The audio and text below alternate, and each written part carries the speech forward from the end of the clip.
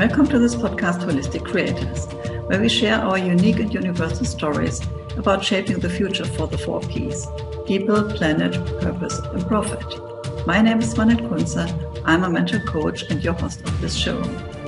My intention for this show is to inspire you on your path to a holistic future. So welcome. Welcome to my podcast, Holistic Creators. My name is Swanette and I'm your host. Today my guest is Katara Sky. Kat is a medicine woman, an intuitive guide, and a trust seeker. She helps people find their truth through transformational journeys, sound and energy healing, so that people can connect with their true nature and all of her nature. Her mission through her work, connection, and influence is to transform people to collectively better the world and live in harmony. By doing this, generations after us can live in greater connection with themselves, the ancestral land, and all their relations. So welcome to my show. Thanks, Swanette. Thanks for having me. Pleasure to be here. So I'm curious about your own journey. As you are now helping people with their transformation, let us know a little bit about your own journey. It's always a very interesting thing to talk about the journey because I think different people find, different parts to resonate with. But I like to share that the starting point of the journey is feeling that lack of fulfillment. Feeling that lack of fulfillment and not really sure if it's all that there is in life. This job that I was doing that I wasn't happy with, the relationship that wasn't quite as fulfilling. It was that really empty feeling that I was having. And so my journey really started with that and wanting to know the answers. And then I did everything, like wanting to do a yoga teacher training, to taking a couple of retreats and traveling the world. I find that many of us are searching for answers as we travel the world, and I traveled a lot. And so now I find myself in Australia, having been here in the last couple of years, and having found that this journey has been so rewarding because I never stopped asking the questions, because I was always just chasing for really trying to understand myself. And it was in understanding myself that I fell into this healing journey, that I fell into this healing profession, because I realized that, oh my God, I love doing this. I love doing this and helping others, because I feel that I was looking for someone like me, 5 years ago, someone that could answer my questions so I didn't have to do everything on my own and discover it myself. Does that make sense? Absolutely. So I totally resonate with that, because for me, it's the same. I'm kind of also a truth seeker and understanding about what is happening in this world and how we can serve as light workers to bring this world into new harmony and for us, for humanity, and also for Gaia, of course. How was your situation before? Like you said, you have been in corporate world and really working hard. Did you have this feeling of longing at that time, or what was this pivotal moment when all this started to happen? Yeah. I think when I was deep in the corporate world, I had no idea about looking for life purpose. I had no idea that my questions and lack of fulfillment was because I wasn't doing what I was meant to do. Like, I had no idea any of these questions. I just, maybe astrologically, maybe it's my sign, I just like trying new things and I explore. When I don't know the answer to something, I go looking for that answer. But at that time when I was working in corporate, yeah, like I had no idea about spiritual purpose at all. So in hindsight, I can now reflect and really feel that I was completely disconnected from myself, completely disconnected from actually being able to feel what I was feeling, disconnected from that greater purpose, and actually truly disconnected from even the people, like the friends that I was around, the mission of the company I was working for. Like it just felt like nothing was quite lining up. And when so many things are not lining up, then I kind of feel like, okay, there's red flags everywhere. You know, nothing is really feeling like it makes sense. And I think that's what propelled me to ask even bigger questions and go searching even further, because now I realize, oh, you know, there was no light bulb on. And now it's a little bit different. So yeah, I would say my light bulb was a little off back then. Has there been a certain moment when you felt, okay, now it's the time to step out of the corporate world, or like really stepping into your own journey of awakening and spirituality? Or was it more like smoothly going into that? Hmm.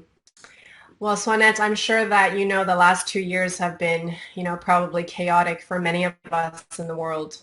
And I feel that for myself, the journey in which I began my work has fit in with these times, in the sense that when it began, there was no world crisis. Okay. When it began, it was just my own kind of searching.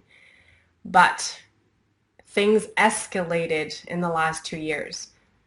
So much so that, you know, I had to drop everything and there was nothing to do except to be on this path. There was nothing to do except to really do the inner work and understand what is being a light worker, what is energy, why am I supposed to help people, you know, like all of these other questions.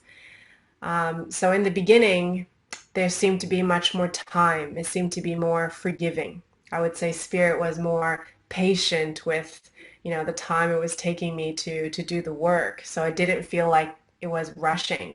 It just felt like that opportunity led to the next one, which led to the next one. But then all of a sudden in the last 2 years, it was like bam, bam, bam. It was like thing after thing, and there was no stopping. And so I really feel like this journey has been quite accelerated. And I actually feel that sometimes when I think about other healers, you know, probably like yourself who have been doing it for decades, I feel like, you know, who am I? Who am I to come onto the scene now and say that I'm here to help people when I've been doing it just for a couple of years? But I feel that that's precisely what's happening now. That energy shifts and transformations and the awakening energy is so present in people that it's important that we pay attention. Otherwise, we might miss the boat. So I'm very fortunate that, you know, I don't think I missed the boat and I actually just caught onto the high-speed train and just haven't got off of it yet. Yeah, I absolutely hear you. And I think that it is for most of the people that the last 2 years have been challenging. But at the same time, I also see that more and more people are waking up, asking questions, and yeah, being locked at home, they had to think about themselves as well. So especially the old souls, so to say, are in connection with themselves now and like getting the information, okay, we have to do something different. And so your call Mm. has been like already some years ago, and yeah, you had the time in to come into this feeling, okay, I'm now a healer, I will help the world to transform. And it is not like within this chaos that you get this information, now you have to go, because this would be even more challenging. So and I'm sure you are Yeah. also, how do you feel about that? Yeah. Yeah, like I said, I feel like I'm fortunate that it didn't come, you know, too urgent. But then at the same time, it's always the correct timing. It's always the divine timing, right? So even though it didn't feel like chaos and, you know, the whole carpet was ripped out under my feet, it did not feel that way. But at the same time, you know, everything in my life had changed. You know, I moved to a new country. I cannot go home and travel and see my family right now. I also met my husband and my partner here in Australia. All right, I'm trying to grow and start a business, and it's not the time to be doing that right now because you can't go and see anyone. So at the same time that the awakening wasn't new anymore, everything around was still very chaotic, like really testing me. Is this what you're really going to do? Are you really ready for it? And how ready are you to stand for it, to fight for it? So it's been challenging in other ways. Like I'm not waking up in that sense, but everything has been testing to make sure that we're ready. And I think that many healers probably feel the same way, like maybe some of us have been waiting decades for this, whereas some of us have been doing it for lifetimes and finally remember, oh, all right, this is what I'm supposed to do. So I feel a little bit like that, and I'm not late to the game, but I'm still waiting for it to be a bit smoother and easier so that we can really just live in that new earth, where we can be more harmonious and help one another. Yeah, and on the other hand, it is that we are here exactly for this time when it is rough. No, I think we didn't sign a contract where it was written it would be smooth and easy. Otherwise, we were not chosen to do this job. I hope there's some fine print in there, It's like if we make through so many hard years, we might get some really, really good ones, I'm really hoping that I snuck in some fine print there on the contract. Yeah, I will pick mine again and have to have a look. So figuring this out Yeah, exactly. exactly. So what do you feel have been your own challenges in your transformation? My own challenges. Well, I guess in our healing journey, we're working with our biggest wounds. And interestingly enough, the ones that I really had to tackle in coming out as myself and a healer was the fear of being seen, the fear of actually doing this work, because obviously it's not the first time I feel like we've been doing it. We've been practicing our skill for lifetimes. But when we begin, it was all of these feelings of, oh, no, no, no, I'm going to get in trouble if I do that work. No, no, no, I feel that persecution energy. I feel the fear of failure, civilizations lost, losing friends and family, fear of judgment and not belonging. Like all of these feelings that were really just resistances to going forward all came up. And it's all the fears that would give me excuses of why not start, why I can't do this as a career, why I can't, show myself exactly like this. And it's all those fears of not being accepted, not being, liked, not being normal, not being the right person, not being. And so the biggest ones have definitely been about fear of doing this work and fear of being seen. And I'd like to say that, look, it's never going to completely disappear because that's, keeping me on my toes, but it's much better. It's much better. Now I love speaking about this art, this craft, this magic. And I love sharing it because I feel that more and more people need to hear about it. More people need to feel inspired and to know that that awakening moment or events can happen through anything, including a conversation and a podcast. So I feel very passionately about it now, and I'm really, really grateful for these lessons and opportunities. Yeah, I can also totally relate to that. It's like also understanding what is the change in the identity. So for me, Mm. like I have always felt like I'm different because I had a near-death experience when I was 8 years old, and with that special gift showed up.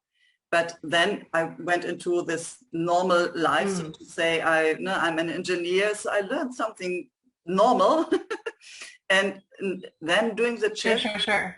yeah, doing the shift into becoming a, a healer or a coach. This is something like not really accepted right now in society. So no, if you have a good job and you have been in corporate world, as you said, you earned your money, and then doing the change and say, okay, now I'm becoming a healer.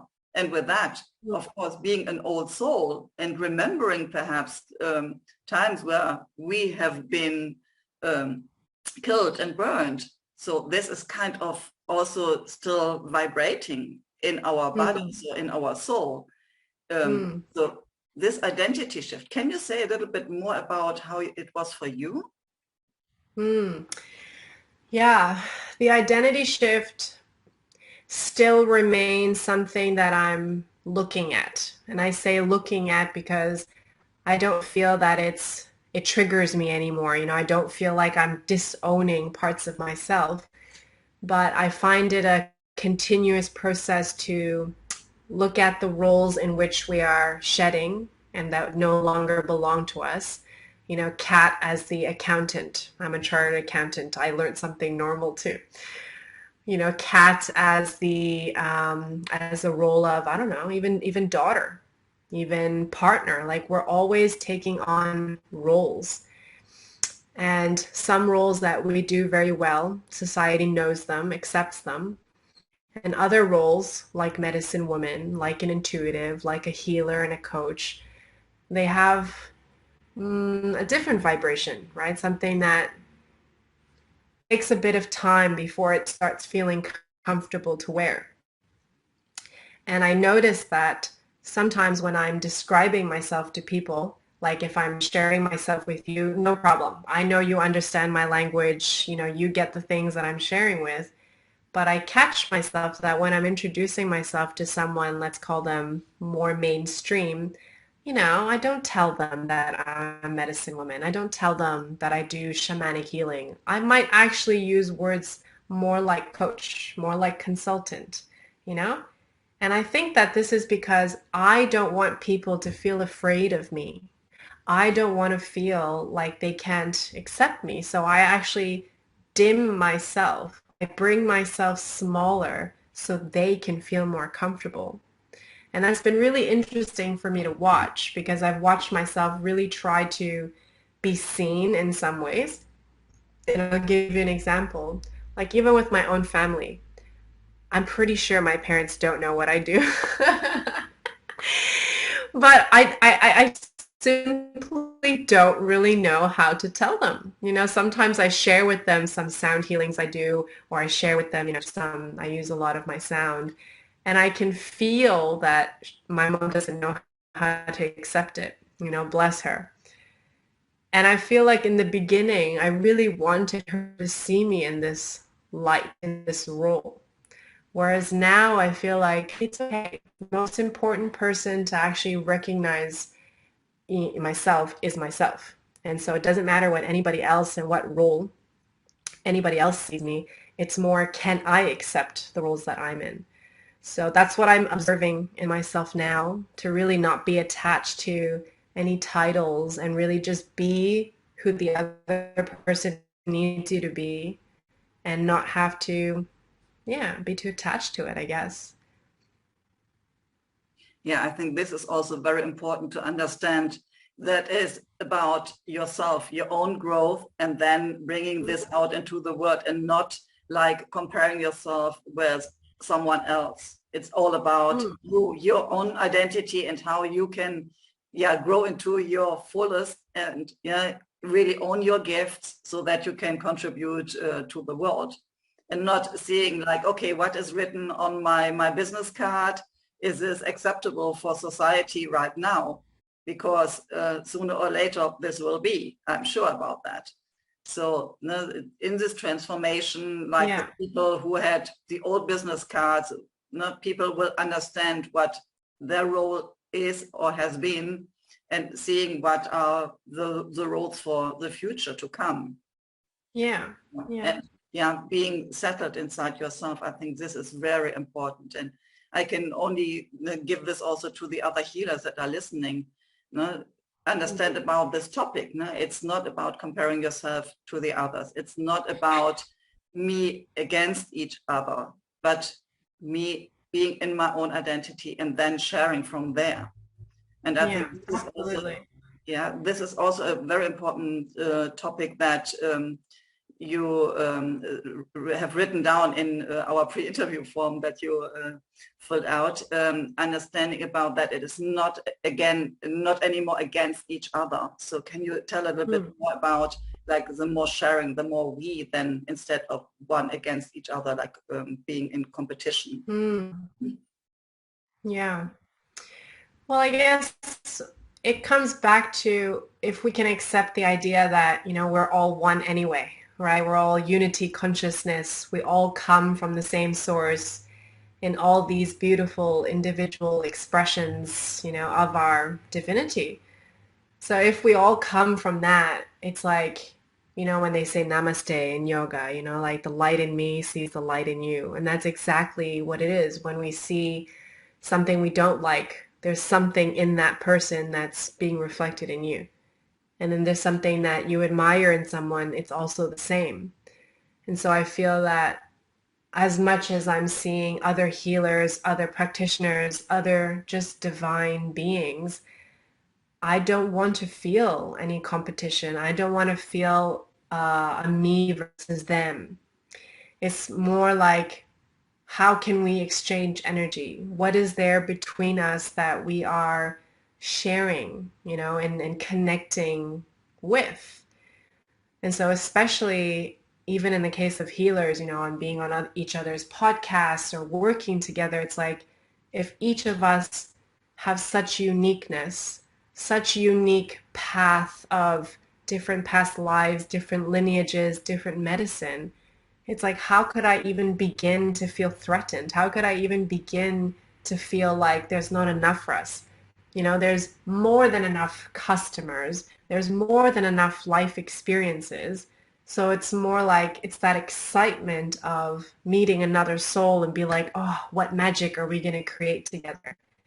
And if more and more of us can be open to that kind of energy and not see people and see each other as threats, I feel like that's helping people to drop back into this real expression of that unity consciousness, to not feel like things are threats and lack of safety, but more opportunities to invite ourselves into opening into something, opening into experiences, which may be triggers, but still an opening so that we can learn from them. And I feel like that's why I love collaboration. I love sharing because there's just so much to learn. Our souls are learning all the time. Our human experience is learning all the time. So how can I not be enough? That's how I naively like to see things anyway. Yeah, I totally can sign that. For me, it's the same. Like I really love to share, and yeah, in this podcast especially, speaking with other people who are so special like you are, and sharing the stories, and yeah, letting the people, the audience, know about their gifts and everything. So I think this is important because we really need to. Yeah, connect ourselves and show up in the world so that people can start their own journey.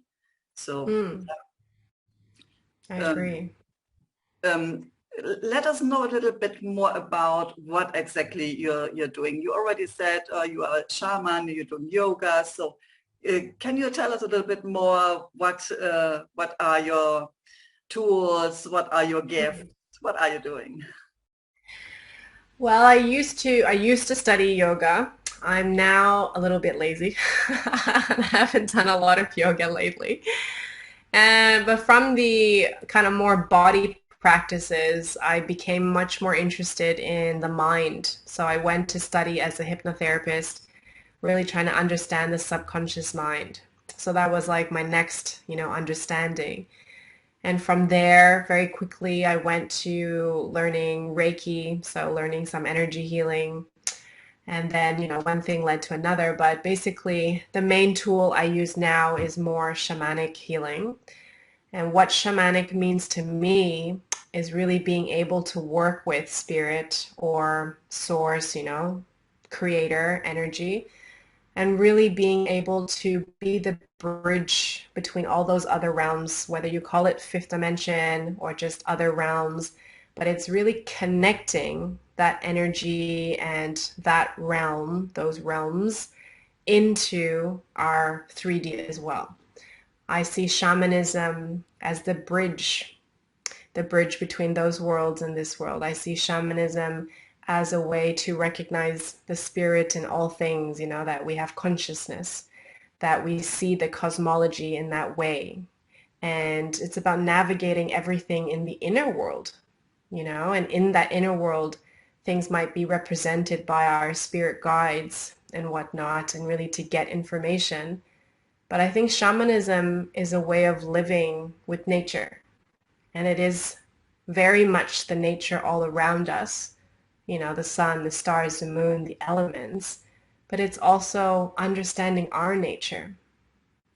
And I feel that, you know, with healing, and I've tried so many kinds of healing, but shamanism really, really speaks to me because it brings it back down to, and how do we connect with Gaia, you know, this sentient, beautiful being that we live on as a human experience, but as a spiritual consciousness.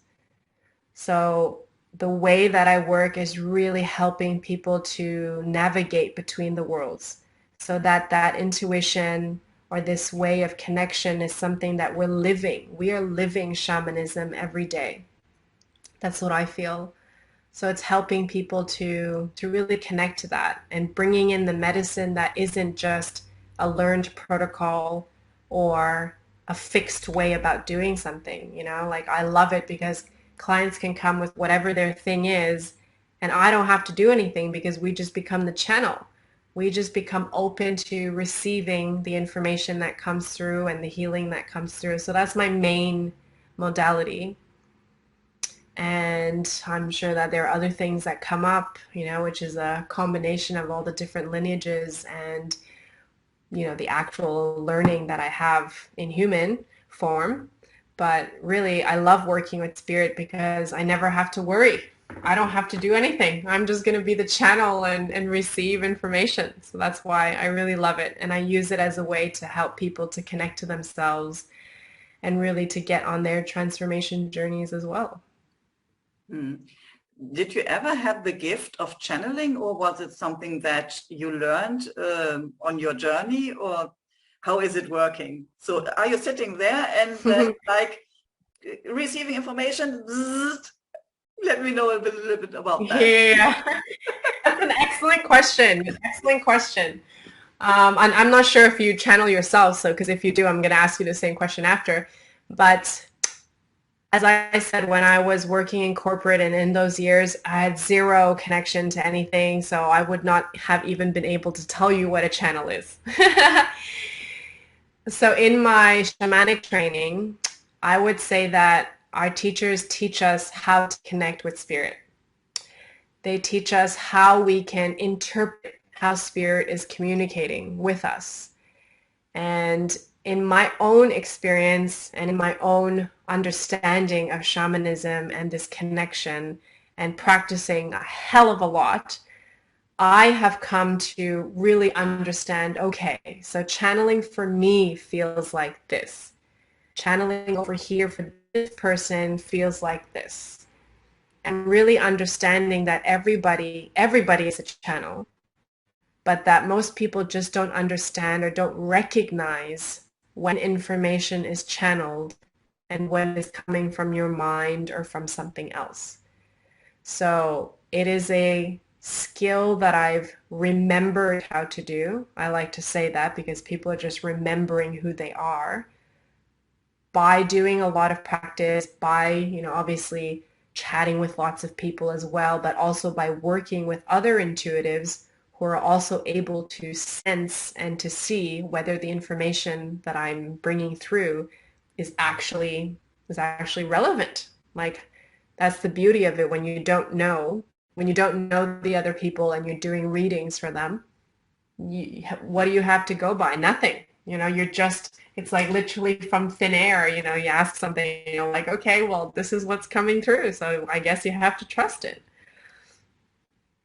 Yeah, so I think this is very interesting also to hear that everybody could have or has the ability to channel if they are very good connected to the spirit or the divine, getting information for themselves, and that it is possible to open this channel for everybody if they are willing and yeah, want to step really into their own growth and Yeah. try it out. And yeah, what you said, is it like, okay, am I really telling information, or is it like my brain is making something up? So how do you feel the difference between both? Yeah. So when I used to do it for myself, channel information for myself, and when I say channel, it could be anything like I'm looking for information. I'm looking for information of, I don't know, should I move to Australia? Let's just say, right? That might sound like a very logical way to go about answering this question, but the way that I get information, it's almost like there's feelings happening in my body, there's images that are coming in, there's a knowing in my body. And so I would interpret this. And so the only way that I could actually start double checking my work, at least for the channeling and information I was getting for myself, was that I was always doing it with a friend. Like we were practicing together. So we were constantly picking the same question. We would both tune into it to channel the information, and then we would corroborate our notes. So basically, in our training, we did this lots and lots and lots of times. And then eventually, that became more about channeling information for clients. So coming in with, you come and ask me, should I move to Australia? And I would bring in the same information. And there would actually be a lot more trust in information for others because there's no bias. I don't have any preconceived ideas about what you're looking for or what you're expecting. It's like a pure interpretation that doesn't have any of my own triggers and my own ideas. So how I sense that that is right or not right, I guess it is about recognizing what a thought feels like and what channeled information feels like and how it feels in my body, you know?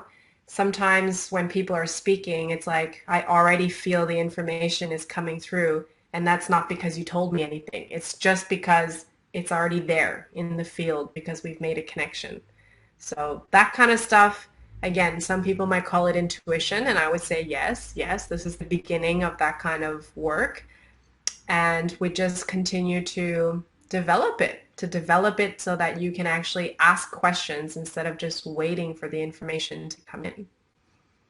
Yeah, so this is very interesting that you can directly say, okay, there is also information already somehow in the field that wants to come through. So having a conversation with someone, like it's popping up and it's, oh, this can be important for this person. Please perhaps share it with this one. Yeah. Yeah. I try to tell spirit though. I say, especially when we're having, because I have clients and I have calls and then I'm holding ceremony for groups of people. I kind of try to negotiate to say, okay, I don't want to hear anything until I'm in the session. Because otherwise, then everyone else's guides start wanting to come through and start telling you things and you start feeling things and you're like, no, no, no, no, no, that's on my time. So I kind of try to be much more clear now to say I don't do any tuning in beforehand.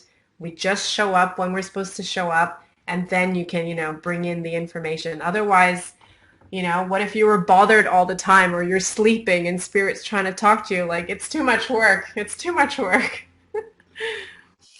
Oh, wow, this is amazing. Yeah, I can only imagine how it is when, like, you said, okay, I opened the door by accident and now everybody is coming in and telling me something, this spirit and this spirit. And yeah, it is not the time for that, but the information needs to come through. So letting them know, now it's time, now I'm listening, now I'm Yeah, channeling. exactly. You can speak now. Exactly. Exactly. It's like taking a number. There's a time and place for everything. And this is about having, healthy boundaries as well and being clear because sometimes information can come, but let's say you're busy doing something, you might not get all the information. So that's also not being completely fair or present. So I try to be very reasonable and just, ask that let's do it when it's the right time for it so that everything comes through and that we can honor all the information as well. Yeah. So you said you're working one-on-one, but also doing group sessions. How do these different sessions look like? So what are you doing Yeah. there? So one-on-one, given the stuff that's happening the last 2 years, I've moved completely online. And there was a bit of resistance as well because I love in-person work, but really energy work knows no time and space. So I've really enjoyed having one-on-one work online as well. I also have started to do a lot of events online as well, and just last week returned to my first in-person event for the first time in almost a year. So group sessions are a little bit different, but also super powerful. When you sit in group together, there's always a group energy. So something that's happening in me can also be present for someone else. So when you share a story, it allows that person to really bring it up and work on it as well. So I feel like groups are powerful in that way because you may feel, oh, I'm not ready for one-on-one work. Or you may actually feel, I don't want to be alone. Like you're curious about trying something, but maybe you're not ready for one-on-one sessions. So I do find that in group work, there's always a bit about being witnessed on your journey, being witnessed in what you have to share, and then being able to, have a bit of a group share, have a bit of a group energy, and then that medicine that comes in is always meant for that group, always meant for that group. So before some group events, I do a little bit of a tuning in to kind of feel, oh, this group, oh my God, it's going to feel like a big clearing, or this might feel like, really light and beautiful information coming in. So I can always get a sense of the group energy in a very similar way as, a single person. So what kind of people are coming to you? Who are Hmm. they? So are these more women or men, or are they already on their own journey? What kind of people are coming to you? That's a really good question. I have a spectrum of people, and they really seem to be at the opposite ends. So what I mean by that is I have people probably like yourself who you're already well on your path on a healer. You're probably already in tune. You work with your spirit guides, like people who are familiar with getting healings, getting some coaching and counseling, who are doing the inner work. So people who are really accustomed to that, which is really beautiful because work can be faster. The information, I don't have to worry about filters and explaining things, it just comes through. But then equally, I have clients on the other end of the spectrum who are just very new to the work. They don't even know what the word inner work is. They're really curious about, I heard you speak about intuition. I want to know about it. I booked a session just to learn about this. So people who are kind of newer on their path of spiritual discovery, men and women, both. So I found it really interesting of why am I attracting both this and both that? And my own answer is probably because I was that person 5 years ago. I was that person that was looking for someone like me. And so just I just am present with whoever is in front of me, wherever they are on the journey, and really practicing meeting people where they are, which is if they can't hear about spirit guides yet, you're going to talk to them about breathing and just back to basics. But if they're all the way at the other end of the spectrum, we'll go to the blue planet and discuss, whatever, guide or information is coming through. So really quite a range of people. Yeah, so this audience that is listening are more the ones that are already deep in their own personal work. So what would be discussions or information for them? What would come through? Like, can you give us some examples to understand more in detail? Yeah, sure. So I feel like, and I don't know what kind of people are listening, but I would say the ones that are more on this side of the spectrum, we're talking more about past life karmic energies of clearing. Sometimes it's more about activations like DNA upgrades, light body upgrades, information that's coming from the star systems, from their home planets. guides that are coming from interplanetary, wherever they're coming from. Sometimes it's still simple things like inner child and needing really to nurture that. Sometimes it's literally bringing through a lot of energies, and I'm feeling like the energy activation so I can really sense the frequency shifts that are coming in for people, like codes, DNA, like, however language you want to use it. For me, everything is frequency and everything is light. So I might describe the things that are coming in. There seems to be a lot more messages for people. So the guides wanting to speak directly and saying, all right, tell them this, this, and that, tell them they need to work on that. So there's a lot more very direct and clear messages about, what to do and what's next on their path. And sometimes it's really just a good old clearing. I seem to bring up a lot of the fire energy in people and initiate into the elements. It's like really coming back to basics of working with fire, the elementals, working with water, working with air. What does all of that mean? And what's in it for everyone? The medicine that the elements and nature is always speaking. So I bring through a lot of animal medicine. I notice that a lot of my healer friends who are not shamanic practitioners always say there's a lot of animal energy around. So really bringing in animal medicine and learning how to work with them as well, how to use that kind of medicine to guide us in our day-to-day.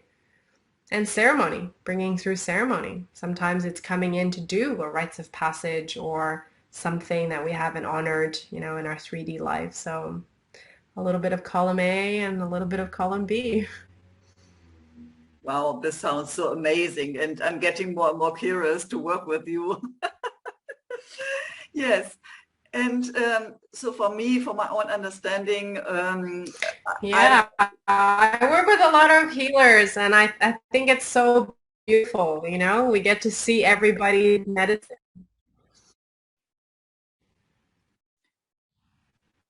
you're frozen. Say the last sentence again. Sorry.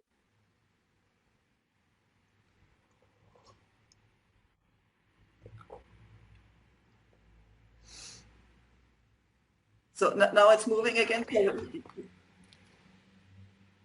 you see me? Yep. Okay. Can So you hear me? yeah, yes. So sorry, the last sentence, you were frozen. Yes. So restart the sentence, please. I didn't get it. Yeah, I can see you. I don't remember what sentence I was saying.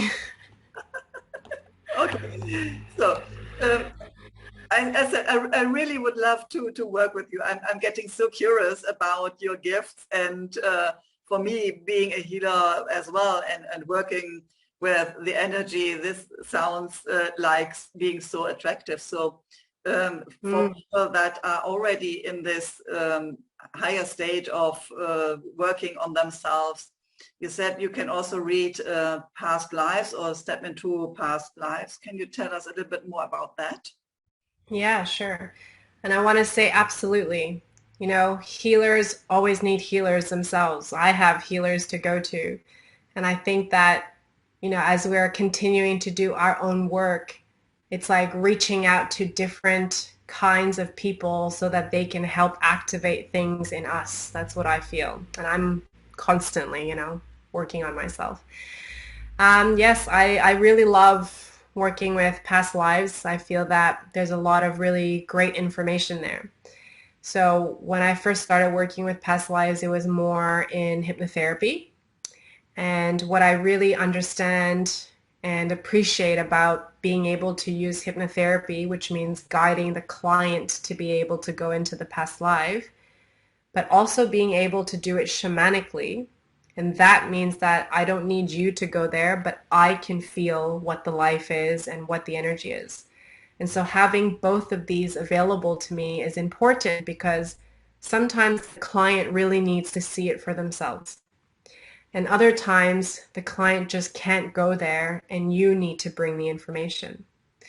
And so one of the things that past lives, like why we should look at past lives, is because sometimes the energy just goes beyond this lifetime.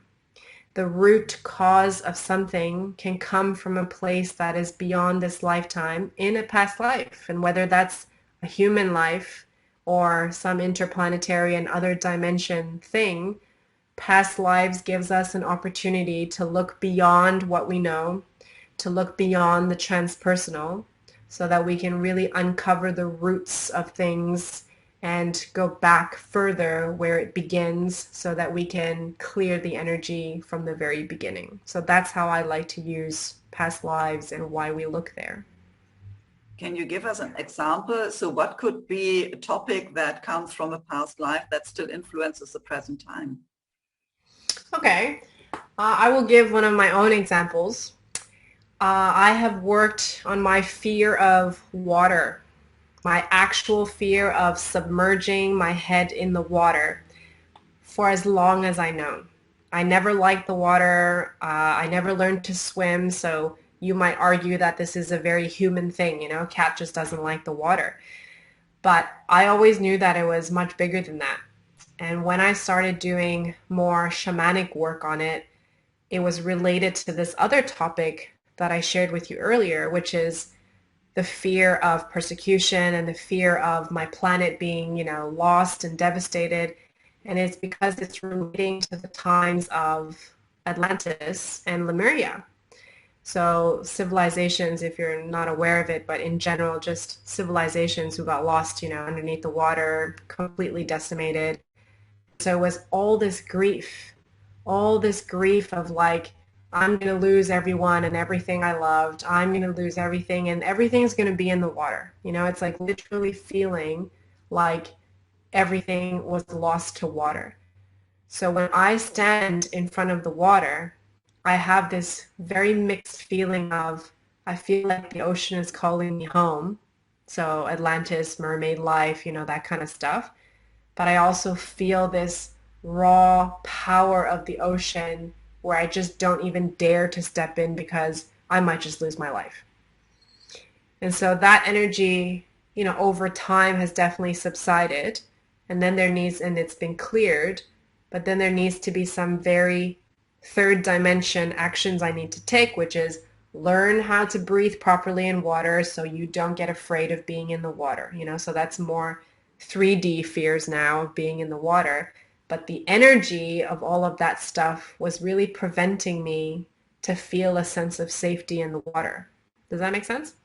Absolutely. And I think this is so amazing to understand that you can face a challenge here in this lifetime, and you would say like, no, you can't swim, you don't like water, okay, it doesn't matter. But if you look in your past lives, then you understand, okay, there is a root and now it totally makes sense. And yeah, it is protecting you from having this kind of experience perhaps again. Exactly. Yeah. Exactly. Yeah, exactly. So this can apply for so many different things. Anything from allergies to weird phobias to why you have the same pattern in your relationships. Like anything can come from a place beyond what you can imagine. And that's the whole beauty and point of practicing something what I call a shamanic, because it's being able to see where your consciousness can't go and being able to look in the shadows and really get to it. Because who could have thought, who could tell me that it's about my lost civilizations from whatever lifetimes ago? No one. Certainly no doctor is going to tell me that. Yeah, and especially I think what you also mentioned before in our interview, this fear of being seen, this fear of stepping out with a gift. I think this is also very important for a lot of healers because of past life experiences where they have been tortured or burned or whatever. So that there perhaps is a connection. And yeah, I had one of my clients that she couldn't speak on stage. She was always afraid, like, she even lost, her brain was totally blank. She couldn't even remember her name. So it was really total fear. And looking into her past life, so I can read the Akashic records, it was Oh, she was in one lifetime hung on a wooden stage. So it was like being on stage equals death. And Exactly.